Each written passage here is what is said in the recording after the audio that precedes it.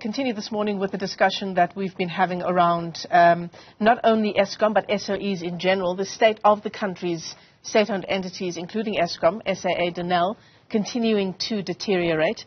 Corruption and mismanagement being cited as the leading causes of the fall of these entities. Let's bring in independent analyst Rutendo Matinyarare, who believes that South Africa can learn lessons from neighboring Zimbabwe insofar as SOEs here in the country are concerned. Rutendo, let me thank you for your time this morning. Thank you very much indeed for joining us. Thank you so much. Thank you for coming into studio.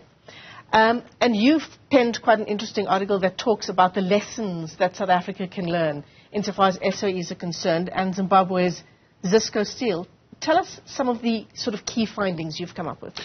Right. Thank you so much for the opportunity. You know, for me, what I've realized is that many people in Africa don't yet understand how the world works. It's a race for resources, and capitalism is about captivating and capturing resources in order to build monopolies. And so what we saw with Zisco Steel was sabotage of Zisco Steel by monopoly makers. And these monopoly makers were companies like Anglo America, ISCO of South Africa, Lancaster Steel, and Woest Alpine that was manufacturing the machines that were used in smelting iron and steel in Zimbabwe. Now, Zisco Steel is in many ways very similar to Eskom. Zisco Steel was the biggest steel and iron manufacturer in the Southern Hemisphere, the biggest in Africa, the biggest in Brazil, Australia. And what the problem was when we got independence, the Western world was not happy to bestow an African country with the ability to produce iron and the ability to sophisticate iron and to create military hardware and industrial hardware that would have industrialized Zimbabwe or Africa. The reason being, once the Second World War ended, there was a plan called the Morgenthau Plan. The Morgenthau Plan was supposed to deindustrialize Japan and Germany so that they would never rise to become superpowers that would challenge the Western world or the Western banking system. So what they did is they wanted to turn them into agrarian societies, take out their industry, block their mines, take their workers that were most technical and take them out of Germany and out of Japan so that these countries could never rise to industrialize. Eventually what happened is Germany's lack of development, Japan's lack of development made it difficult for the West to compete with Russia.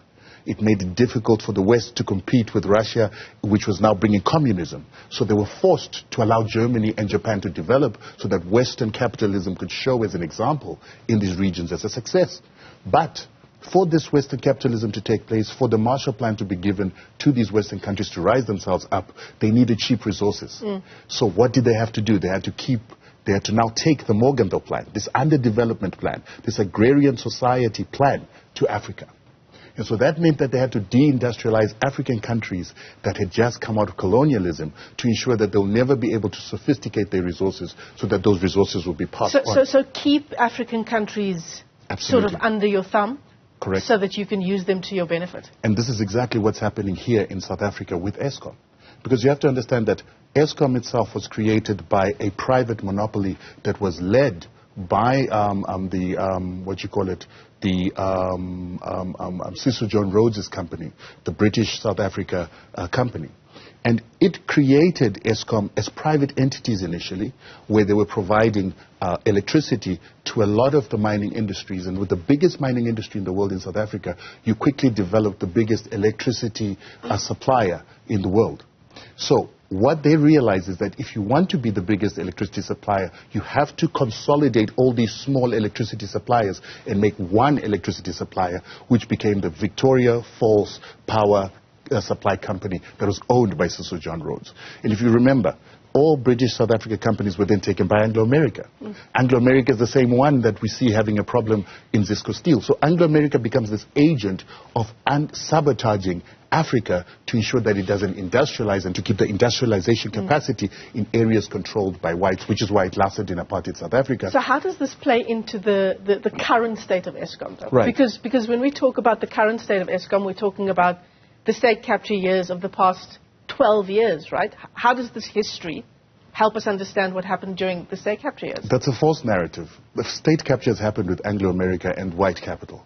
And then this false narrative that a company like the Guptas that control less than 5% of the economy have captured the state is false. How is it a false narrative, though? We've just had an entire commission of inquiry detailing how lieutenants of the Guptas and particular government leaders were put in Eskom and other SOEs with the chief aim of looting it, of hollowing it out through corruption. The state inquiry is a farce. It's an embarrassment, quite frankly. The state capture inquiry? Yes, because it's false.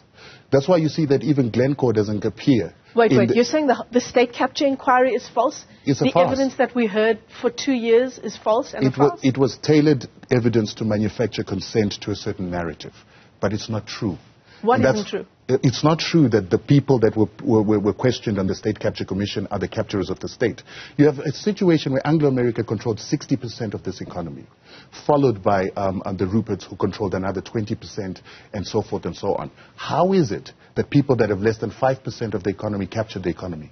But the estimates are this morning, Rutendo, that hundreds of billions left our country through state capture. And there's forensic evidence detailing exactly that. Where's the forensic evidence being tested for you to prove that as a reality? It is a narrative. Well, we're living with the reality, aren't we? So let's give you a reality again.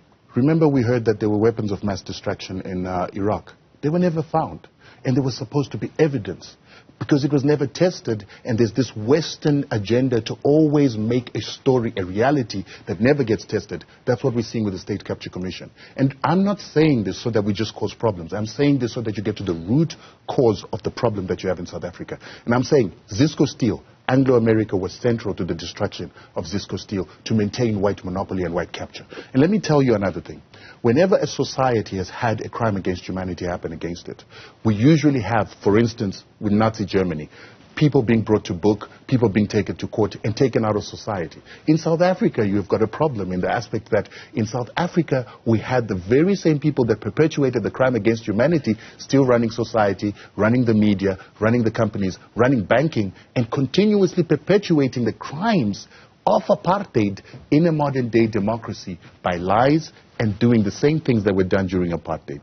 We will never know the truth as long as the criminals of the apartheid system are running the economy for the same ends and the same purposes of apartheid, which was exploitation of the mineral resources of this country. And remember, Eskom was built off the gold, platinum, and exploitation of the diamonds of South Africa.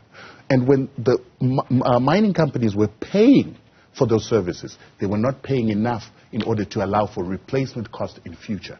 They were simply making money for the moment. What we've got now is that we've got an Eskom that did not save enough from the services that it gave these mining companies. Those profits went into the mining companies that are outside the country. Some of them are leaving because the gold is finished.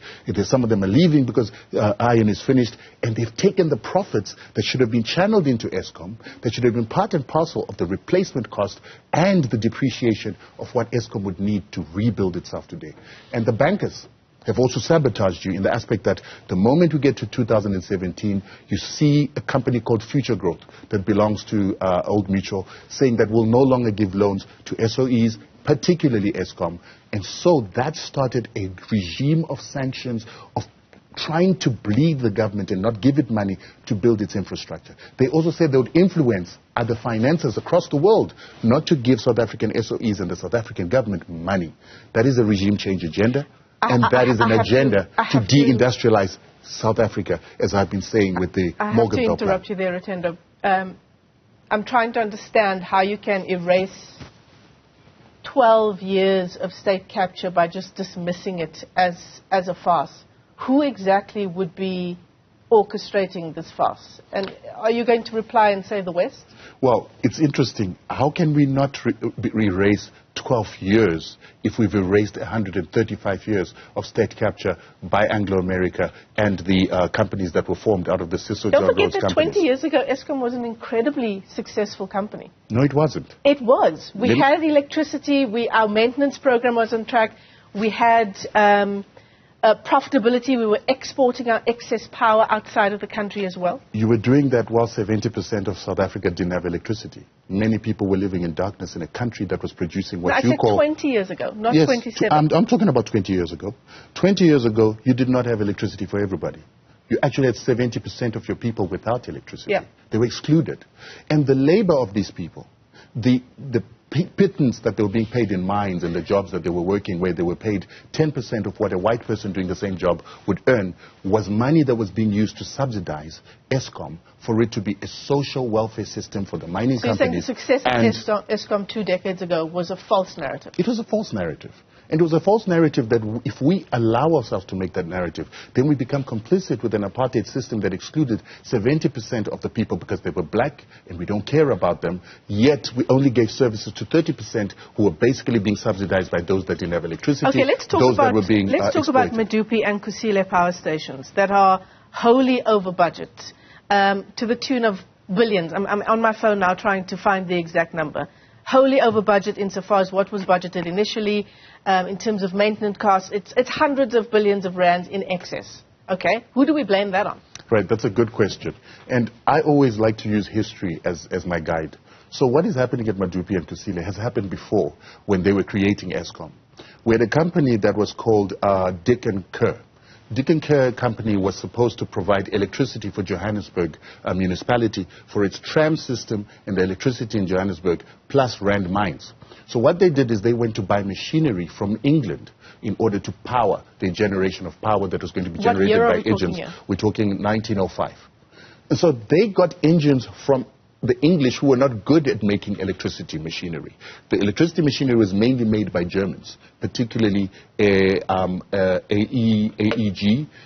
Siemens, and other companies like that. They made the best machines. But the economy was controlled by the British, and they wanted their British companies to get the contracts to provide the machinery. So what happened with this company, this Dick and Kerr, is that all their machinery started collapsing. People were dying on the job. People were being asphyxiated in the plant because it was burning gas, but that gas was becoming toxic. Eventually, this entire plant collapsed. But even the collapse of this plant was very weird.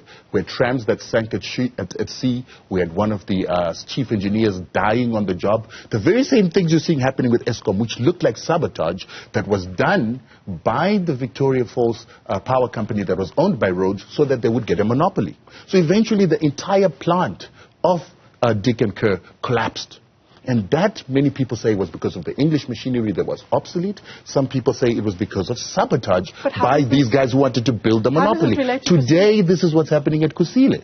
Kusile, we've got Hitachi that's come in. They're not the best at producing electricity power. They're not the best at generating electricity power. So there is a chance that we've chosen the wrong service provider. But there is also a chance that what happened in the past, the sabotage that could be happening at these plants by other interests that are trying to perpetuate a monopoly that existed, and we've learned this in history before. And so if you look at what's happened at Kusile, we actually need a commission of inquiry, which is what they did in 1910. They had a commission of inquiry to find out what was happening in the electricity. This commission of inquiry was a farce. It was not honest, it did not have the right questions, and it did not look at the right scope. You cannot have a commission inquiry of state capture. You do not have a Glencore in there. You do not have Anglo-America in there. You do not have, the Ruperts in there. You do not have the owners of capital, people like Old Mutual, who had been sabotaging this region, even during apartheid, to ensure that apartheid never ended. We cannot have a commission of inquiry that doesn't look at those criminals. All right, Rutendo Matinyarare, thanks very much indeed for coming in on that. Thank you so much. On that interesting note, I should say, and Medupi and Kusile, 8 years late, 300 billion rand over budget.